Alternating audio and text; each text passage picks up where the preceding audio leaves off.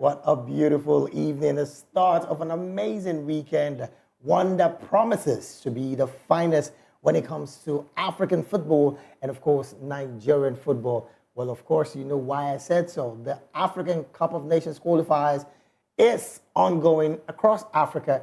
And interestingly, yesterday, some powerful upsets did happen in the city of Accra yesterday in Ghana, where Angola did the unthinkable, defeating the Black Stars of Ghana by just 1 goal. I tell you that I tell you something here. As it stands, Ghana is 1 feet scared of not making it to the next AFCON. You want to say it's just the first game, but do you know that they have some other interesting away game to prosecute? But like we always do, is a start of another beautiful edition of Locker Room Sports. David Edwin is my name, reporting for duty this beautiful evening. And I'm not alone. The amazing James is here. Good evening to you. A very good evening to you, David, and also to our viewers. Another beautiful day to talk about football.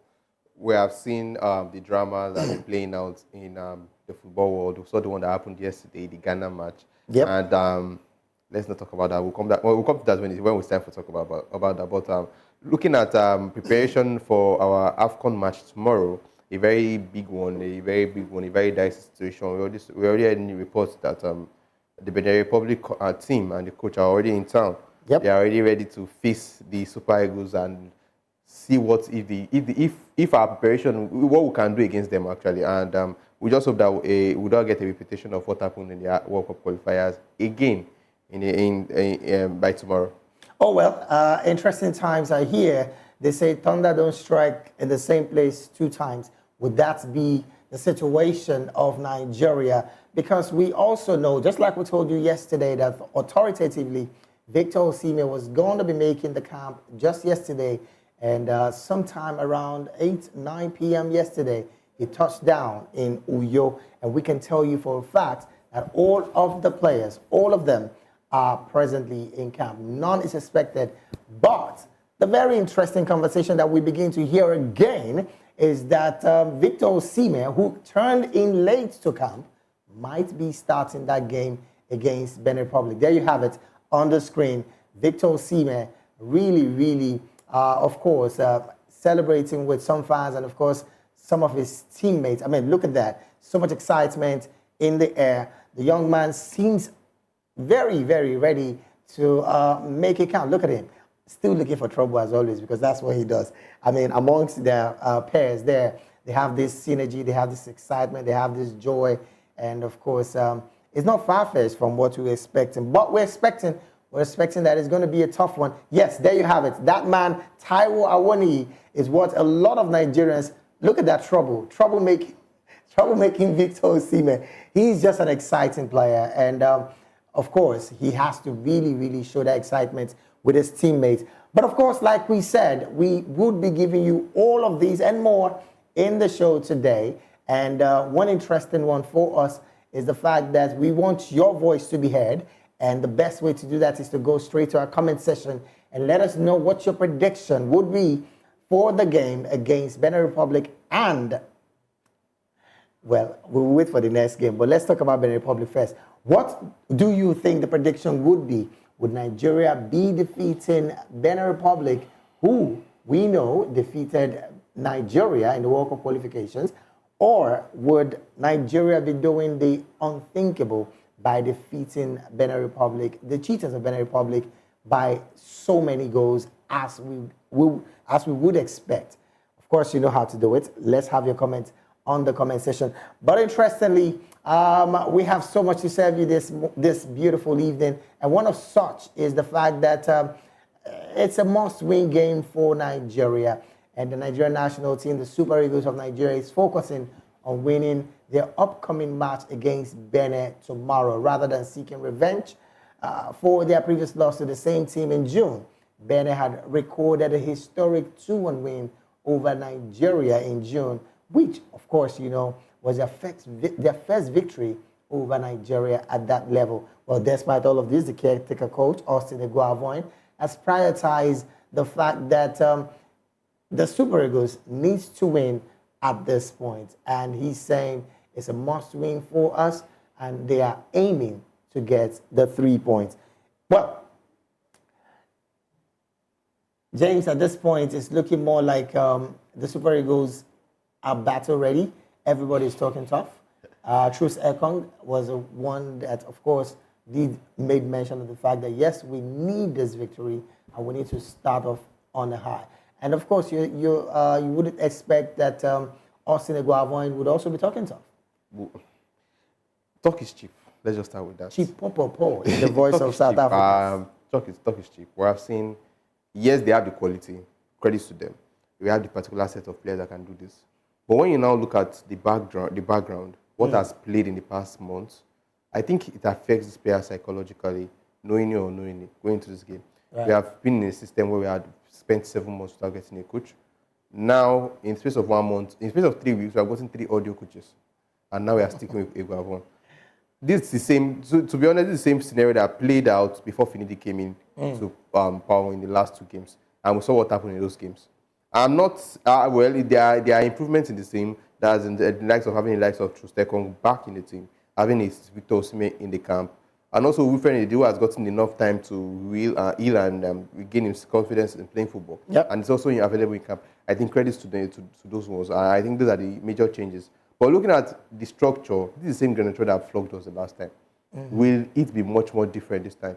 The only advantage I can see so far is maybe we are playing because we are playing in Nigeria. That's the Uyo Stadium. So the supporters will be there this time. But the last time they played was also on a neutral ground. So there was no advantage to the fans. So I just hope these Super Eagles can actually do well. Funny enough, the match will be starting off, I think, about this time tomorrow. Yep. And I just hope the Eagles can do well. Not having the time to prepare, and also the whole drama that played out with getting a coach. I think that those are major distractions. But I just hope they can block out the noise and also come out and give us the victory and a very wonderful match in a very difficult situation, in a very difficult scenario where the country is currently, because many Nigerians are going through it at this point.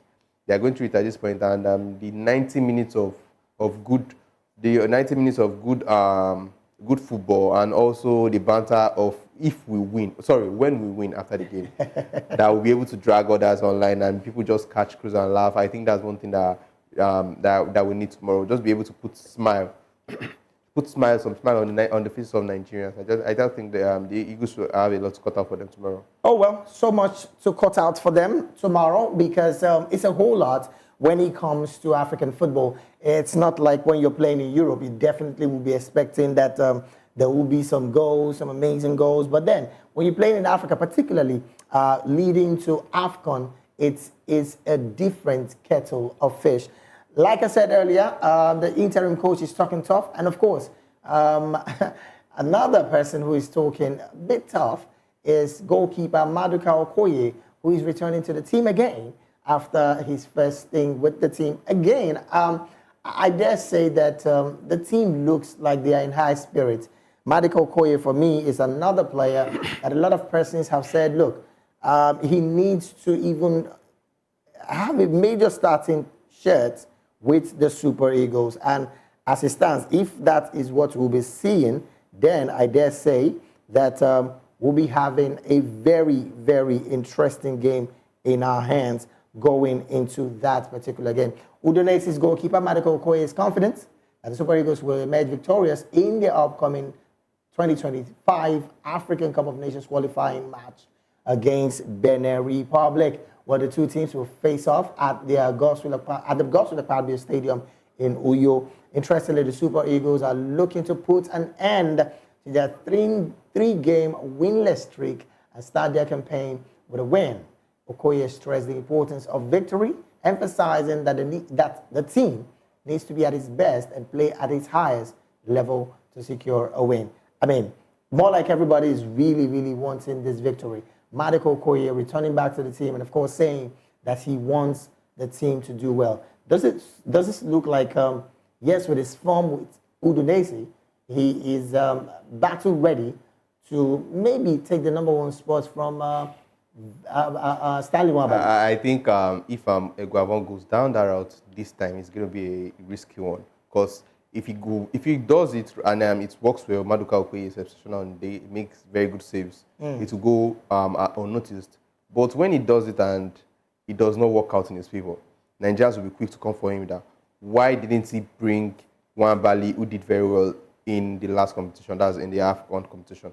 And it's funny that this a team that went to the finals of the AFCON, who had a very good tournament, and also considered one of the least goals in the competition, is now finding themselves finding it very difficult, and the confidence is not there for them to be in the next one. So I think the NFF and also the Super Eagles has a lot cut out for them. Super Eguavon, I don't know the Magic is going to be doing tomorrow, but credits to the players, they have been exceptional in their club sides. Talking of the likes of Maduka Okoye, who had a very good season at Udinese last season, and this season he has started in the same way. And when you also look at the team to Stekong, you just made a move to the Saudi side, who also led his former club side to a title win last year. And also, basically, almost all the players are doing very well in their club side. Right. You cannot just pick out one. You also have Boniface, Lukman, Osimhen joining the Galatasaray side. What is going to be bringing to the team?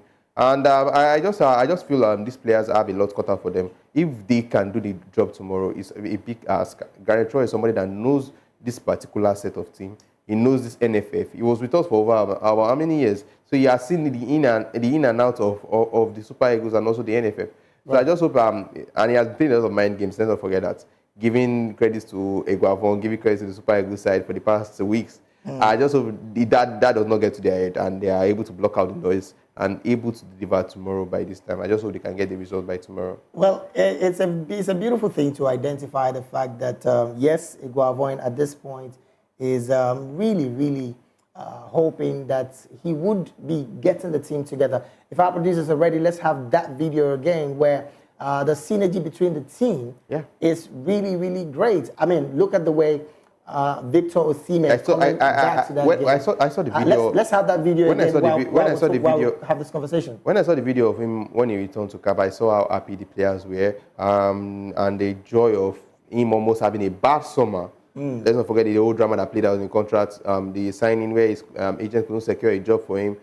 See, it looked like it was the end of it. And funny how Galatasaray came out and gave him a way out. And I saw the joy on his face and how everyone, the coaching staffs, the players were quick to congratulate him that, okay, you're out of it for a while and you'll be playing football in major competition. I think that's a very good one for him. And him being in the camp is also a very big one for him as a player. And his presence alone, whether he will be starting or not, I don't feel he should be starting. Jet lags, player does not play for a while. And yeah, that's it. Look at the joy in everybody's face to see him. If you'll be able to get 90 minutes, I don't think that's a good one. That would be a very big risk for the manager and also him as a player. Because let's not forget, he has not played any international game he has not played any match since the end of last season. I think the last game he played was against, I can't remember the club, but I think it was far back as June, July, when the season was about to end. Yeah. And that was like about 3-4 months ago. I mean, so it would be too early to make him start. I see. So one thing that I see in this particular clip is the fact that there is a synergy between himself and almost every single player. I mean, the fact that he's even excited. I mean, look at that. The fact that he's excited going into this one, and I mean, look, the excitement for me, the joy, so it's more like for him, I'm coming to really prove my worth. I'm coming to really tell Nigerians that I want to play, I want to do better from where I am. And of course, he did debunk the rumor that he never said he was never going to play against or play in the team anymore. And of course, from what we see here, the young man is excited. I mean, yes, that's him with the interim coach. So much excitement. Everybody seems to want to say, welcome back, let's have it. The assistant coach, all of them are just, I mean, it's something beautiful. It's actually a good one. The unity in the team is it shows in this video. It shows despite all the noise that have been going on in the media, despite all the drama that has been playing back and forth in the NFF, and also outside the media, it's not affecting these boys. And it's showing that these boys know why they are there. They know they are not just representing the glass out, they are representing millions of Nigerians that will be sitting down behind the screen tomorrow, and also in the stadium to watch them and support them, not just in Nigeria but outside the country also. So they know they have a very huge job cut out for them. I just hope these boys can just provide the magic and also give us a very good reason to be happy, because comparing what's going on in the country now, and we also lose that match, it's going to be a very sad one. It's going to be a sad weekend for we don't expect a sad weekend. Interestingly, there is also a boost for the team because it's a significant boost, I must say. Yeah. World Ballon d'Or nominee. player. Yes. Yeah. Ballon d'Or nominee Ademola Lookman is in the team and is kind of having a green light to play in that game. We understand that the Atalanta striker have been dealing with a left shoulder injury, but has been participating in full team training session and has been cleared to feature in the match tomorrow. Look at him over there. Ademola Lookman, for me, is another player who every single person would be excited to see, and we can tell you authoritatively right now that Ademola Lookman has been cleared by the physios to play in that game tomorrow. And one good thing about that game is the fact that Nigeria knows what it is for them to get a victory in that game against the Benin Republic side that looks a bit very, very compact and prepared. They know the job cut out for them, and the fact that Iguavon has a lot of options going forward, the options are just too much. That's why I think the confusion comes in, and if Iguavon can be, the experience can come in and come into play, and in picking the right set of people to lead into the game. Right. Let's not forget the same position that Lookman might want to play is the same position we have a player like Moses Simon, who is currently back and fit. And when you look at the other side, we also have Samuel Chukwueze, right, who is also doing very well now. And when he's even the center forward, is even the problem. We have Osimhen, we have Awoni, we have Boniface, right. We also have Cyril. Those are players that are competing for one position. Well, I think the Osimhen should not be in this conversation currently, because I will keep on saying players that much. You don't rush the player that quick. And let's not forget, he didn't have a good preseason tour. He didn't participate in any football matches. Yeah, but he was playing with the younger team. Of, he was training. There was never a part of the way. We cannot guarantee he played. When you say competitive football, I can agree. But then he was having quite a number of trainings. Yes, you cannot compare. You cannot compare the intensity of a training match to a 90 minutes or a 45 minutes intensity. And now it's an African qualifiers. We know how Africans can be when it comes to football. So it's not like we are playing African against an European who is like, you understand? We know that for a fact. Right. So I think Osimhen should be given, even if we're going to be playing maybe 20 minutes late into the game. Okay. And maybe start somebody else in the center forward. But Iguavon has a lot cut out for him, picking the right set of people that will be starting that match going forward. The defense might be easy. The defense might be easy because of the likes of people like Trustekong and Calvin Bassey deserves their place to start. Then if he wants to complicate things for himself, it's left to him. Then when you go into the midfield, we know Ndidi is also there. We have Frank Onyeka also there. The depth to him to decide who he wants to start. And let's not forget how Onyedika was good, how exceptional he was for us going in the last game against Benin Republic. Right. Funny how they were not able to cover after he scored a very beautiful goal for us. So I think the stress is not in the midfield or in defense.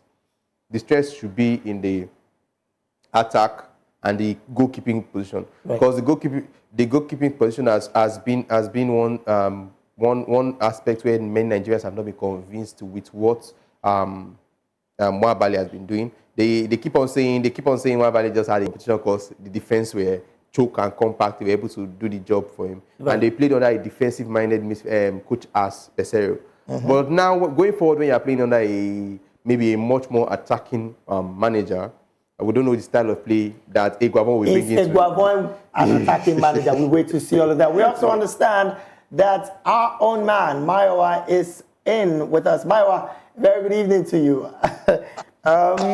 Yes, you are now the Osimhen we have. You have to be coming in from the wings at this time.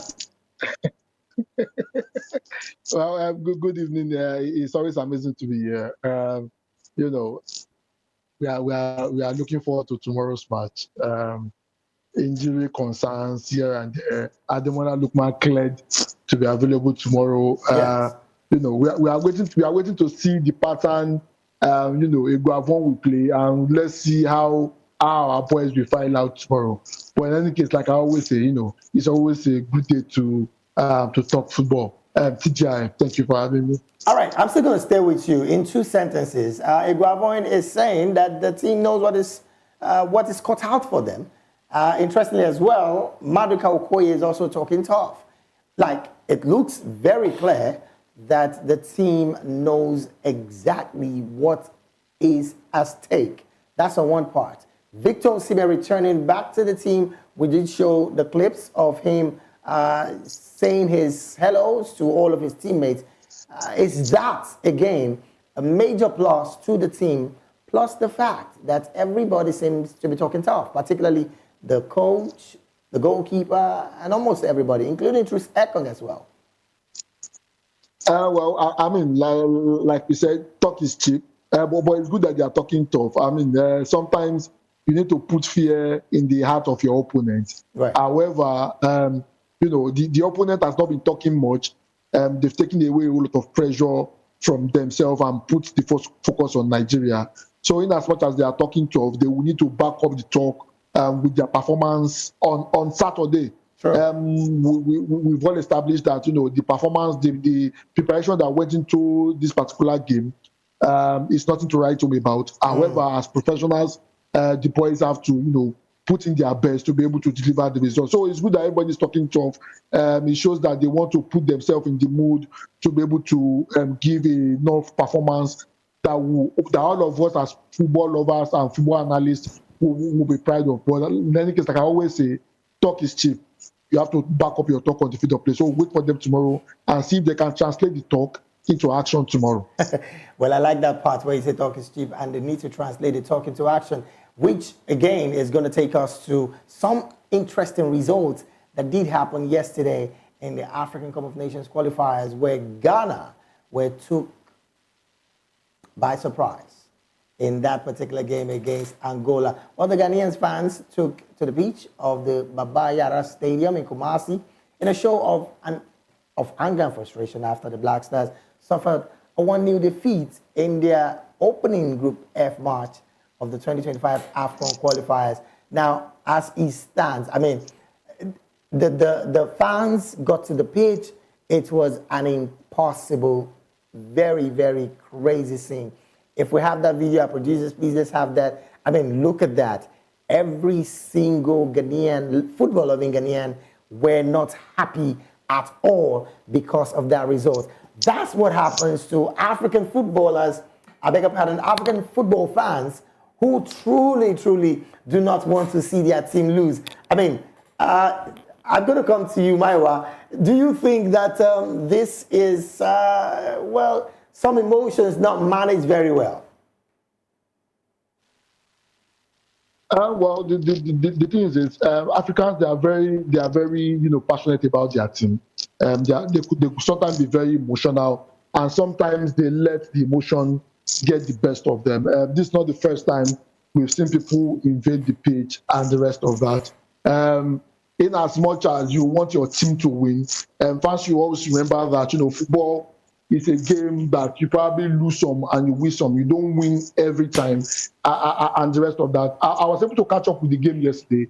The Ghanaians they tried their best. However, they couldn't give their 100% to be able to get something tangible in that particular game. And the most painful aspect of it is them losing at their backyard.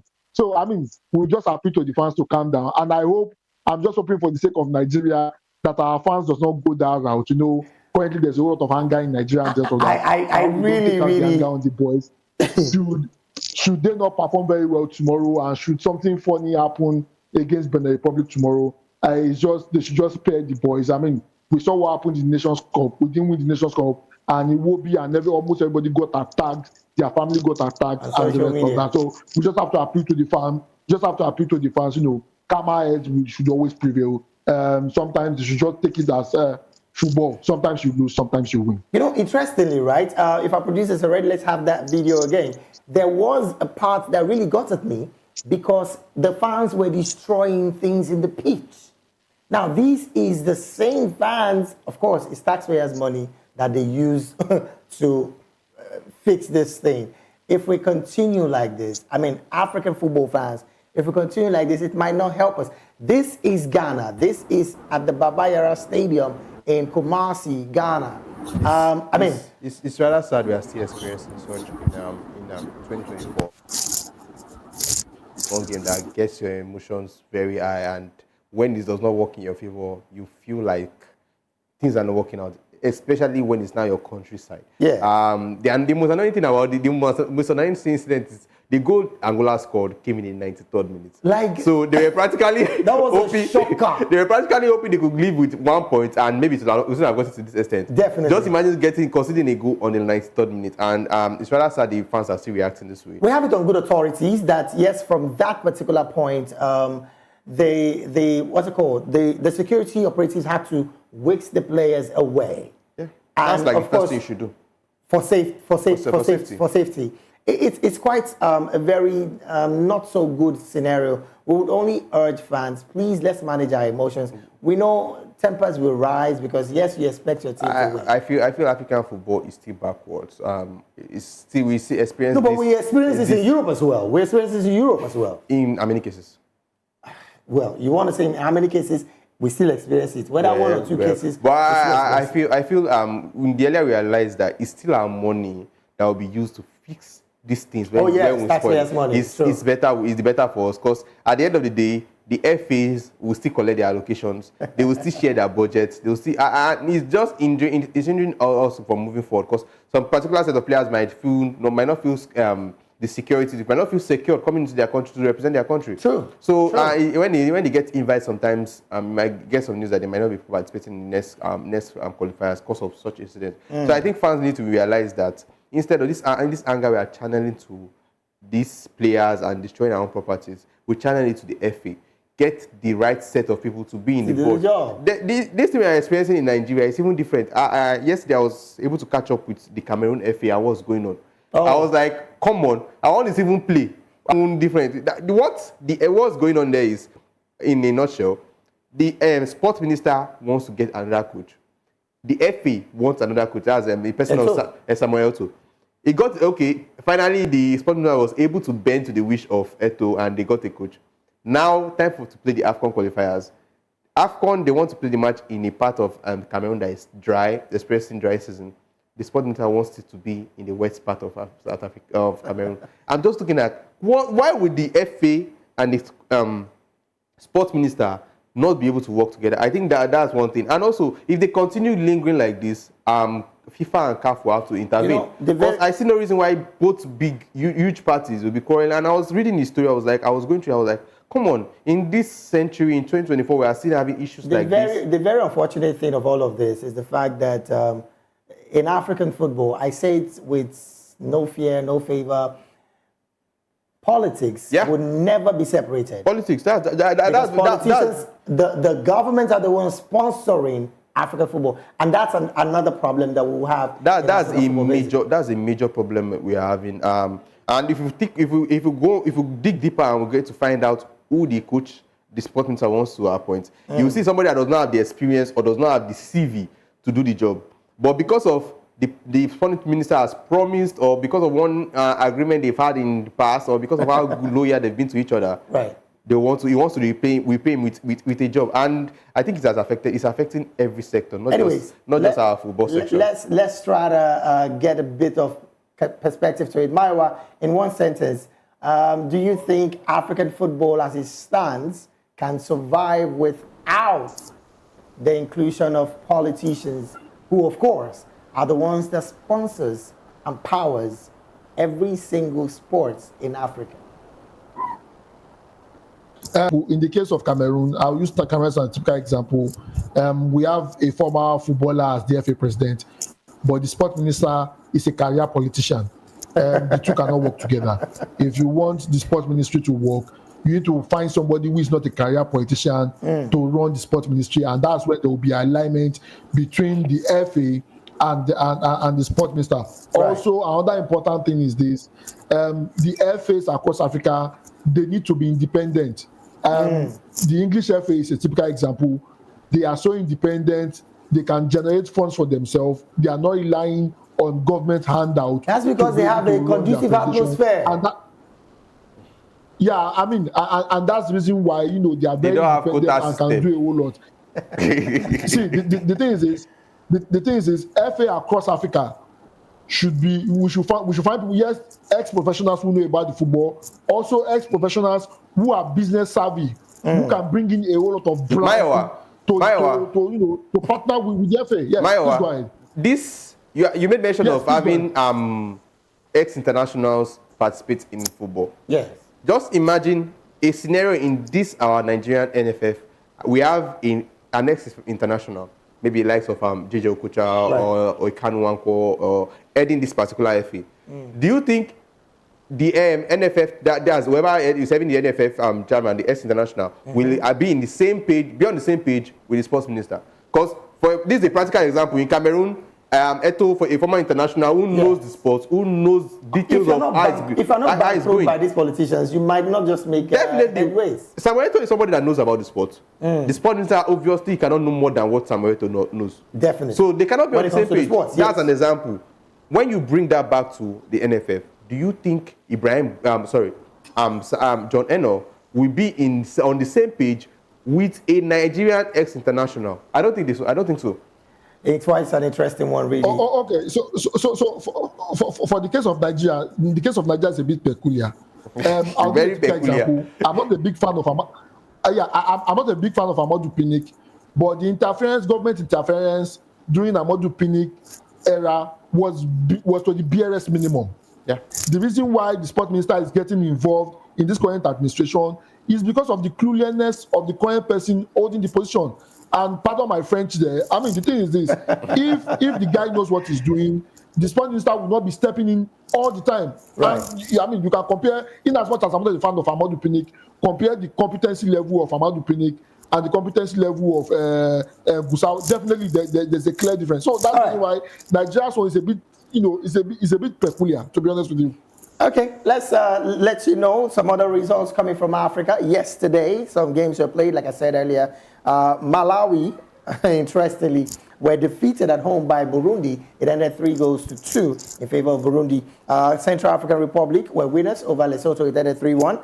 Congo, of course, defeated South Sudan 1-0. And the one that we spoke about earlier, that we also showed you the clip, I'm talking about Ghana, Angola. It ended 1-0 in favor of Ghana. Interestingly as well, Guinea-Bissau were winners over Eswatini. It ended 1-0. Algeria defeated Equatorial Guinea 2-1.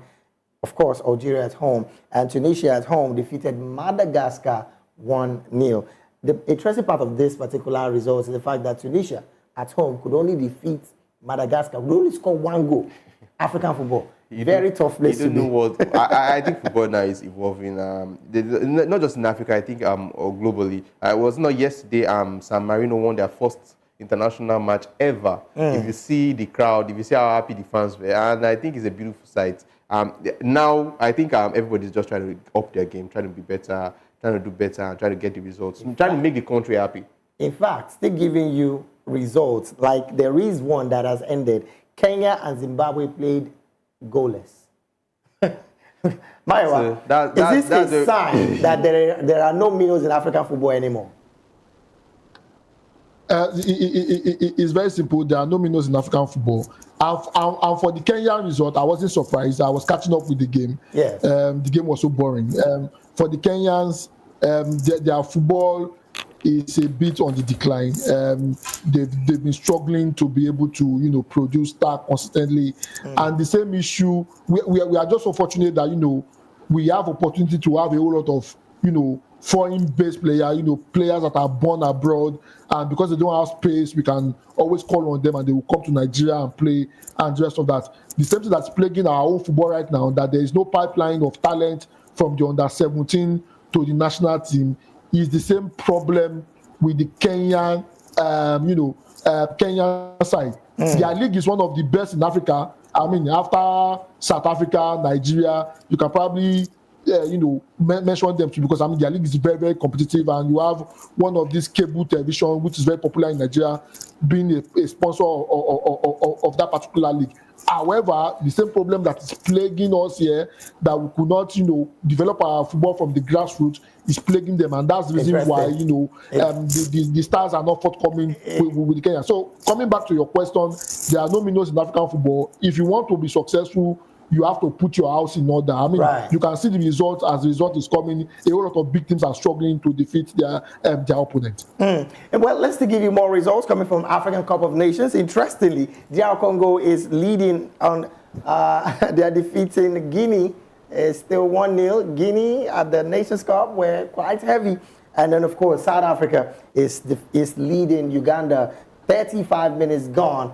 This is on good authorities. South Africa is leading Uganda by 1-0. But of course, other results are there. But then, before we continue, we would like to take a very, very important break. Now, this break is very important because it's about prediction, and we want you to predict the game against Nigeria and Benin Republic tomorrow. What is your prediction? Let's have your prediction come through us. The numbers, you can see it on the screen. If you're not calling, of course, you can send us a message. And of course, you can do that on our YouTube comment session or on Facebook, Instagram, and X. You can do that right away. We definitely will be reeling out that particular one. But let's take this tiny little break. Let's hear people predict what exactly the game is going to look like tomorrow.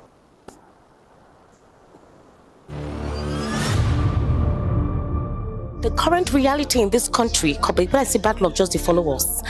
If you talk, say, Benin Republic 2, Nigeria 1. Nigeria 2, Benin Republic 1. A goal coming from Victor Osimhen. The Nigerian match na strong match. They will win 2-0. If you check the performance of the boys and how they are doing great in their respective club, I think it's a 3-1 in favor of Nigeria. Nigeria 2, Benin Republic 0. I'm just saying Nigeria winning a very slim winning margin.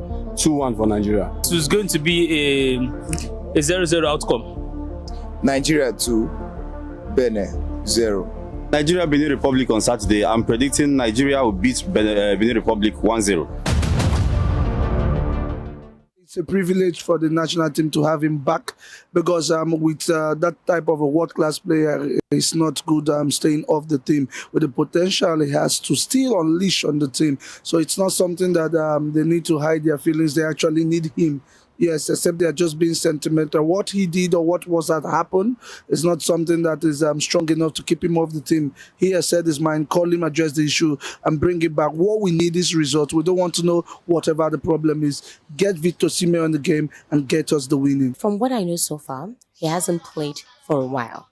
Maybe he has been training, which is very good. As an athlete, you have to keep up steam, right? You don't want to go out of shape. But how do we trust he's going to give us the win?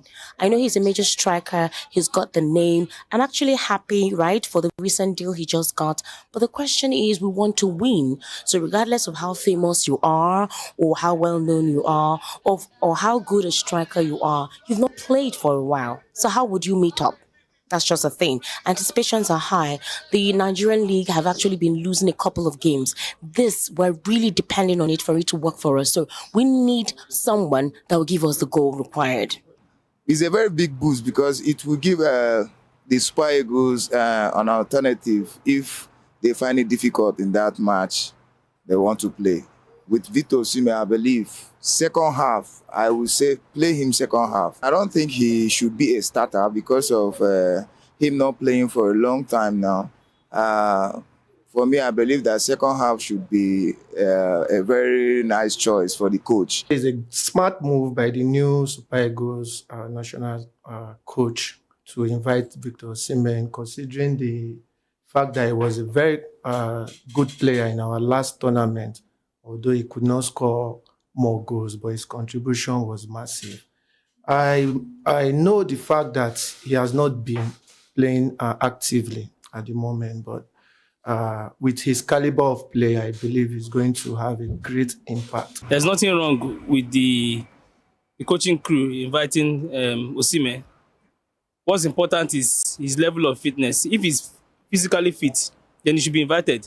There have been players in the past who have not been having playing times, maybe due to injuries and stuff, you know.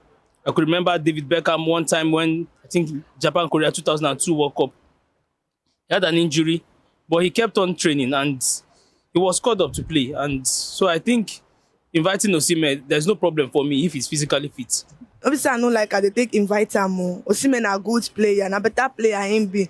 But person wey never play ball for a very long time, how they go come invite am, say make he come play ball again? Therefore, just leave am one side. Instead of to invite am now, make dem leave am for one side now because better players dey now wey we fit call, make dem come play. Well, a lot of persons are saying, and of course, airing their opinion when it comes to Victor Osimhen. But like we said before this tiny little break, let's have your prediction. I mean, you could hear people predict 2-1, 3-1. I don't know why people would be saying 1-1. People should not be doing that. People have a lot of things to be worried about. Let's not forget the way the last 2 games ended. So we have how our defense were in shambles. So now, I think right now most Nigerians don't even know what to expect from these boys going into these 2 games. And I had some really nice points from the people that spoke. And one part that we already stated is Osimhen hasn't played any other game time in over 4 months or 3 months, if I'm not mistaken. And it would be a disservice to go and start him in this match. One, you are scared of if he's going to deliver you the goals. Another, you are scared if he's going to get injured, because you don't rush players into matches like this. You don't rush players into matches, whatever kind of match it is, even if it's a training session, even if it's a 90 minutes friendly game. You give them 15 minutes, 10 minutes until they are fully fit. And let's not forget the same Osimhen that traveled from Italy to Turkey and Turkey to Nigeria in the space of 3 days. So the jet lag alone is contributing one thing already, and 3 months or 4 months without playing any football game is also a thing. So I think Osimhen coming up from the bench, I'm sure his presence alone in the team has given the team a boost. Well, so let's just see what happens. How Iguavon decides to line up the boys tomorrow. We hear feelers coming to us all the way from Uyo that there is a likely possible space for Victor Osimhen to start that game. Reasons best known to interim coach Austin Iguavon. Is he a good option for him? A very big risk. Maiwa, at this point, what say you? Iguavon seems to want to have his confidence on Victor Osimhen. I don't think it's a wise move. He just want to put Osimhen in the crossfire of Nigerians, and that's just the honest truth. If he doesn't perform tomorrow, remember he didn't really get the goals in the Nations Cup. A defender won the highest goal scorer while we have a African Footballer of the Year playing that particular tournament, which is no fault of his. I mean, the whole team was responsible for that. However, somebody that has not played active football, 1, 2, he just arrived in camp late yesterday or early this morning, and he probably also have a 2 hours or 3 hours training session, and you want to feature that same person for 90 minutes. I don't think it's a wise move. Like everybody have said, those on the street that were interviewed, I mean, Osimhen should be coming from the bench. Maybe you give him a 15-20 minutes to play, but not a full match. You are taking a big risk playing an Osimhen with the added pressure of Nigerian fans and just of that. I don't think it's a wise move. And if I were to be Osimhen, I'll probably decline starting that particular game. Well, unfortunately, you are not Osimhen, and like we said, he has to decline. No, like we said before you started talking, just in case you are just joining us, we hear feelers saying from Austin Iguavon that Victor Osimhen would be starting that game against Benin Republic. Is that a wise move? Let's have your comments on the comment section. Is that a wise move for Austin Iguavon going into that game? And interestingly, another striker is really talking tough, and I'm talking about Victor Boniface. He has expressed his opinion that Nigerians will still criticize the team even if Manchester City's Pep Guardiola is appointed as the team's coach. Boniface is really talking very interesting at this point. What do you make of this? He's not far from it. It's what he does. No, not like what he does. It's what Nigeria will do. We know even if they're going to bring Alex Ferguson of 2004, 2003 that was winning all the trophies back to back, if it comes to this Nigerian team and he does not do well, he's going to get criticized. Are you saying that Nigerians are more of a critic than a realist? No, I watched this particular interview, and the question that was thrown at him is does he feel that Nigerians, the team supports a foreign coach, American coach, more than the way they support Nigerians. So he was able to dice it and get to this part where he said even if they bring Guardiola, they're going to get critics. So I think it's normal. Nigerians we usually criticize everything, so don't worry. Because we still criticize that Messi is not good enough. Some people still criticize that Ronaldo is not good enough. So shout out to Ronaldo scoring 900 goals, career goals. Oh yes, we were going to take that as a wrap up. But then Maiwa, quickly, do you think that Victor Boniface is about another best option if we do not start maybe a Taiwo Awoniyi or a Victor Osimhen in 1 minute, quickly? I think Victor Boniface should be starting. I still don't understand why he doesn't get to start in the Nigerian team. And coming to what Victor Boniface said, football, criticism is part of football. They are in the business of criticism. You are as good as your last game. If you win your last game and you don't win the next one, be sure to get criticism. So it's part of football, and it's just for them to be able to be on top of their game. However, on this particular one, I don't think Nigerians should blame any result we see. We should direct all our anger to the NFF. They are the ones that got us into this mess. All right, they say time flies when we're having so much fun. And really, at this point, I really want to tell our viewers, if you can, let's continue this conversation online. But then, let's have your prediction for tomorrow's game. Let's have a prediction. You might be a very, very lucky winner. And of course, maybe you might be joining us live on The Locker Room come next week, Monday, if you are one of our winners. Let's have your prediction coming as we go. I don't want these guys at the studio to predict, but then you let the cat out of the bag. 900 goals, Cristiano Ronaldo, one sentence. Incredible. Incredible. 900 goals, Cristiano Ronaldo. Well, he's the goal machine, and he has proven it again. Fantastic, scoring over 300 goals a day from 30 upward shows the kind of quality he has. Fantastic player. I just hope he can score 100 more to make him 1,000, but no pressure, no pressure, no pressure, no pressure at all. He possibly will go to a very poor league to make that happen. Maybe. He wraps about 30 in the Saudi league, so 2 seasons, 3 seasons is good with that. Let's not forget. All right, we gotta go. Thank you so very much for being here, Maiwa. Okay, finally, let me allow you. We see some predictions coming. Ekpekuro Christova is saying Nigeria 2, Benin Republic 0. And okay. Oh yes, Gospel Adru is saying unwise decision for Victor Osimhen to start. Better decision is for him to play in the second half. Well, let's continue to have this conversation come, because definitely we'll continue this conversation online for sure. Let's have a prediction as well. We might, like I said, you might just be the very lucky person who won't be here with us to maybe, just maybe, that let's have a robust broadcasting together. All right, we got to go. Your prediction, quickly, tomorrow's game. Nigeria 3, Benin Republic 0. Okay, Nigeria 3, Benin Republic 0. Maiwa, quickly, your predictions and then your final words as we leave. Benin Republic 2, Nigeria 1.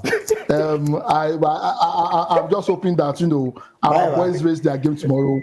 I don't care if they lose. I just want them to play good football. Maiwa, at this point, I really wish that the guys, we are going through, the guys at the back can yank you off when you say Benin Republic 2, Nigeria. What's wrong game? What's wrong game? And if we lose, don't come on Monday.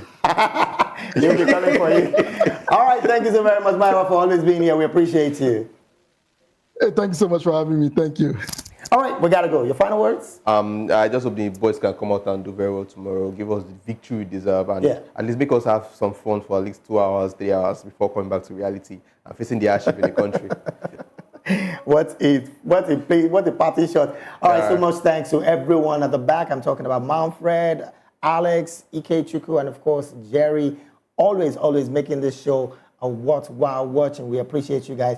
And yes, to you out there, do have a beautiful weekend ahead. Of course, like I said earlier, let's continue this conversation online. You know how to do it on the comment section. Let's have a prediction. Do have a beautiful weekend ahead. David Edwin saying, God bless Nigeria.